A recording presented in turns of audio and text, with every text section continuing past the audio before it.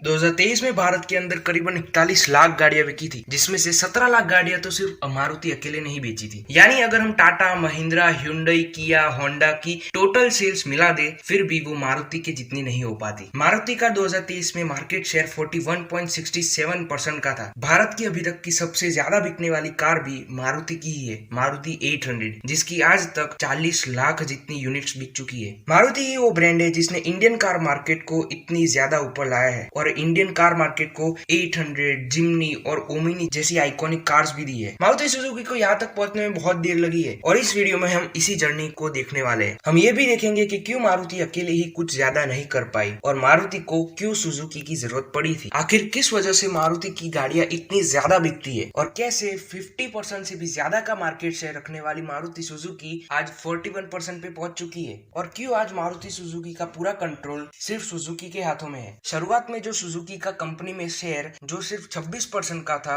वो आज कैसे 56% से भी ज्यादा का हो चुका है। इन सभी कहानियों की शुरुआत होती है भारत की आजादी के बाद से। भारत की आजादी के बाद भी भारत में कोई ज्यादा कार कंपनीज नहीं हुआ करती थी और भारत में जो कार्स मिला भी करती थी वो हर कोई नहीं खरीद सकता था। उन कार्स की प्राइस बहुत ही ज्यादा थी। उस समय द लेजेंडरी एम्बेसडर और प्रीमियर पद्मिनी जैसी गाड़ियां ही मिला करती थी और इस समय में दुनिया के अंदर तो बहुत ज्यादा कार कंपनीज दूसरे देशों के अंदर अच्छा परफॉर्म कर रही थी, लेकिन इंडिया के अंदर कोई ऐसी कार ही नहीं थी जो कि लोग खरीद सके और वो लोगों के बजट के अंदर आ सके। तो इंडियन कार मार्केट को ऊपर लाने के लिए एक ऐसी कार की जरूरत थी जो कि सस्ती हो। तो इसको ध्यान में रख के उस वक्त इंडियन गवर्नमेंट ने मारुति उद्योग लिमिटेड को शुरू किया था 1970 में। शुरुआत में तो मारुति कंपनी ने बहुत ही ज्यादा कोशिश की एक सस्ती कार बनाने में, जिसे पीपल्स कार कहा गया था। इस कार के लिए डिजाइनिंग करने की कोशिश की, इसको प्रोडक्शन में लाने की कोशिश की गई, लेकिन कार बनाना कोई आसान, कार की डिजाइनिंग से लेके प्रोडक्शन तक ले जाना बहुत ही ज्यादा मुश्किल काम होता है और मारुति ये नहीं कर पाई। मारुति उस कार को प्रोडक्शन तक नहीं ला पाई। अब अगर मारुति को ऊपर ले जाना था तो उसके लिए उन्हें एक पार्टनर की जरूरत थी जो कि उनका इंडिया के अंदर हाथ बटाए और साथ में मिलके उनकी कार्स को बनाने में उनकी मदद करे। बहुत सारी कंपनीज को ये पार्टनरशिप का ऑफर दिया गया था, जिसमें फोर्ड, फॉक्सवैगन, होंडा और टोयोटा भी आते हैं, लेकिन इन सभी से कोई ज्यादा बात बन नहीं सकी। आखिर में आके सुजुकी ने इस पार्टनरशिप के ऑफर को एक्सेप्ट कर लिया और फिर उन्होंने हाथ मिला लिया था मारुति के साथ और फिर 1982 में कंपनी बनी मारुति सुजुकी। कंपनी की जब शुरुआत हुई थी तब मारुति सुजुकी में सुजुकी का शेयर सिर्फ 26% का ही था और बाकी का पूरा शेयर मारुति के हाथ में था, यानी कि इंडियन गवर्नमेंट के हाथ में था। ये डील मारुति के लिए बहुत ही ज्यादा फायदेमंद थी क्योंकि सुजुकी एक जापानीज ब्रांड था, तो मारुति को एक अच्छी रिलायबिलिटी वाली कार्स मिलने वाली थी, साथ ही साथ जापानीज टेक्नोलॉजी भी मिलने वाली थी। और अब ये कंपनी लग गई थी अपने पहले प्रोडक्ट को बनाने में, जो था मारुति 800। मारुति 800 सुजुकी की ही फ्रंटी के ऊपर बेस्ड थी, तो इस वजह से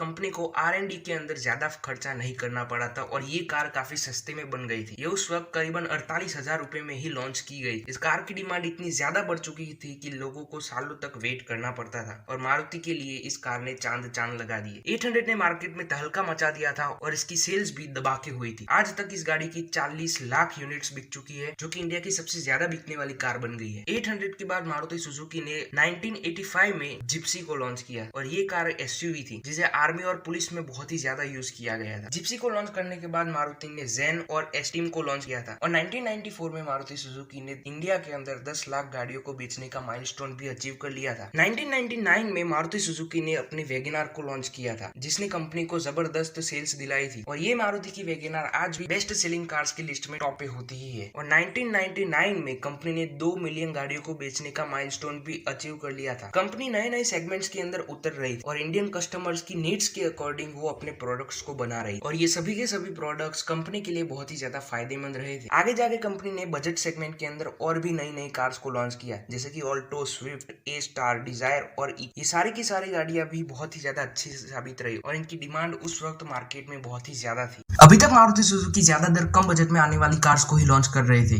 लेकिन लोगों की डिमांड के चलते उन्होंने थोड़ी और ज्यादा बजट में आने वाली कार्स के सेगमेंट में उतरने की तैयारी कर दी। 7 सीटर सेगमेंट के लिए उन्होंने अर्टिगा को लॉन्च किया, प्रीमियम हैचबैक वाले सेगमेंट के लिए उन्होंने बलेनो को लॉन्च किया, SUV सेगमेंट के अंदर आने के लिए उन्होंने विटारा ब्रेजा को लॉन्च किया था, वर्ना और होंडा सिटी जैसी कार्स को टक्कर देने के लिए उन्होंने सियाज को लॉन्च किया था और ये सारी कार्स आज भी दबा के बिकती है। 2015 में उन्होंने नेक्सा को इंट्रोड्यूस किया था, जिसके अंदर वो अपने प्रीमियम प्रोडक्ट्स को बेचा करते थे, जिसकी पहली कार थी एस क्रॉस, जो कि एक क्रेटा साइज की SUV थी। जब 1983 में मारुति सुजुकी कंपनी बनी थी तब सिर्फ 26% का ही शेयर सुजुकी का था, जबकि 74% हिस्सा मारुति के हाथ में था, यानी इंडियन गवर्नमेंट के हाथ में था। लेकिन आज सुजुकी का कंपनी में शेयर 56.21% का है, जबकि जो 43.79% है वो भी मारुति कंपनी का नहीं है बल्कि पब्लिक शेयर होल्डर्स का है, जिसमें से ज्यादातर शेयर भी सुजुकी के ही आते हैं। सुजुकी को जब जब मौका मिला था तब तब उसने फायदा उठा के अपने शेयर को थोड़ा थोड़ा बढ़ा लिया और आज वो 56% तक पहुंच चुका है। गवर्नमेंट ने भी बहुत सालों पहले ही मारुति में से अपने हाथ उठाना शुरू कर दिया था और आज ज्यादातर हिस्सा सिर्फ सुजुकी का ही है। आज मारुति सुजुकी का पूरा कंट्रोल सुजुकी ही संभालती है। आज जितनी भी मारुति सुजुकी की गाड़ियां बिकती है उनमें सुजुकी का ही लोगो आता है, जबकि पहले मारुति का आया करता था। अब ज्यादातर हिस्सा सुजुकी का हो चुका है तो अब लोगो भी सुजुकी का ही आता है। मारुति सुजुकी 100 से भी ज्यादा देशों में अपनी कार्स को एक्सपोर्ट करता है, जिसमें यूरोप, एशिया और अफ्रीका के देश आते हैं। आज तक मारुति सुजुकी ने इंडिया में 24 मिलियन से भी ज्यादा गाड़ियां बेच दी है। अब सवाल आता है कि मारुति की कार्स इतनी ज्यादा बिकती क्यों है।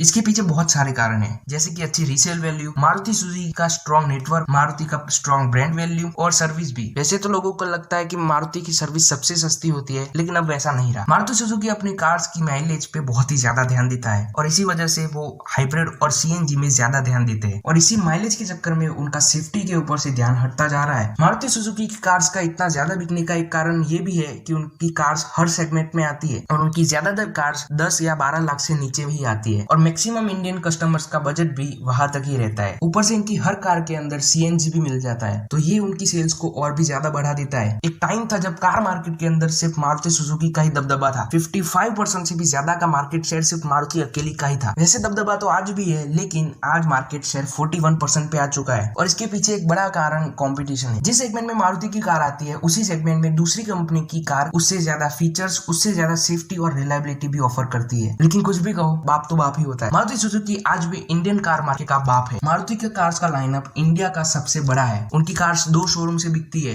एक अरेना और एक है नेक्सा। साथ ही साथ वो मारुति सुजुकी कमर्शियल भी चलाते हैं, जिसमें वो अपनी गाड़ियों के कमर्शियल वर्जन्स को बेचते हैं। Maruti Suzuki second hand cars को भी बेचता है, जिसे वो ट्रू वैल्यू के शोरूम से बेचते हैं। सुजुकी की टोयोटा के साथ भी एक पार्टनरशिप है, जिसमें सुजुकी की कार्स रीबेज होकर टोयोटा में बिकती है और टोयोटा की कार्स रीबेज होकर सुजुकी के अंदर बिकती है। ये कंपनी 1983 में शुरू हुई थी और तब से लेके आज भी मारुति इंडियन कार मार्केट में सबका बाप है। वीडियो पूरा देखने के लिए धन्यवाद। जय हिंद।